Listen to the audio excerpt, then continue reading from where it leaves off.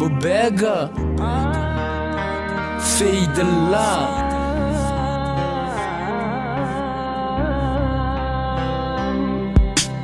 Yaraladın sen bugün mening ejiz yüreğimi, gittin menden sen.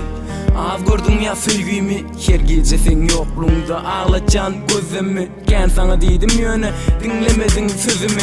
Özümü dinlemedim, başta yalan eken sen sevgin. Hanım bana beren sözün, endi sen solunur duygun. Men gidem son çaltlaşır senin yürek urgun. Endi bu sevgi sen başında, dünya sen görgün. Harladın sevgimi sen, uğrunda yitirdim huşumu. Ay sana han sana beren sevgim haram bollu mu? Men söyüp başarmadın, özgan sevgisi dolu mu? Men emedişimin sen, yüreğini alsın yollu mu? Her gece özümü aklap, yine sen beni karalap. Sevgimi sen harlap, men yüreğimi dağlap. Zorluğunu can ettirip, men sevgimi bağırlap. Sen gidensin özgü oğlanı, kurson mu yaralap? Kurson mu yaralap? Ağlandım bu sevgiden, sen yalan sözlerimden. Ağlap kalbimi döndün, gönlüm ağlıyor ondan. Gittin benden sen, indi da yol yok. Bağışla söylenim, sen söyüp başaramam. Neme sebep bollu kadip öz-özüm pikir ettim. Ağlaşaydım mıkam yolumdan ize ettim. Sen bolsa bana beren sözüngden ize denin.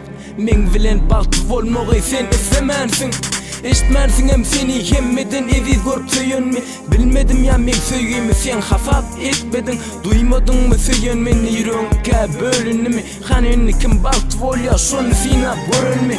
Aytmadın hem dinlemedin hem men aydan sözlemi. Endi men bu söygim sana iki kaydıp gelir mi? Seni söyün oğlan mençe söyüp yürek beren mi? Men seni söygüşüm yali oğlum seni söyür mi? Sana yamanlığım yok, öz söygüğünü yitirdin. Men yüreğimde bilik koy, ulu iş bitirdin. Neme sebep bolunu bilemok, meni taşlap gittim. Men galim yönü sen, öz arzuğuna yettin. Ağlandım bu sevgiden, sen yalan sözlerimden. Ağlap kalbimi döndün, gönlüm ağlıyor ondan. Gittin benden sen, indi da yol yok. Bağışla söylenim, sen söyüp başaramam. Ağlandım bu sevgiden. Ağlaşaydım mıkam yolumdan ize ettim. Ağlap kalbimi döndün. Men bilen baltı bolmogy sen istemensin.